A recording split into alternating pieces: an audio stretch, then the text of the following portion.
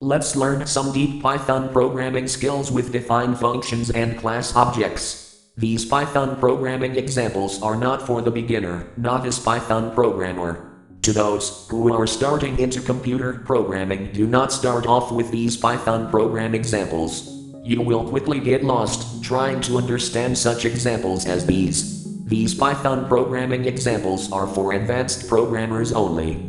However, if you are brave enough to try these Python programming examples, I say, why not? But you might become lost and quickly confused if you are just starting fresh into computer programming at large. Most of these Python programming examples will go into both robots. I have a RoboMaster S1 robot and a brand new RoboMaster EP Core robot. Both are from DJI.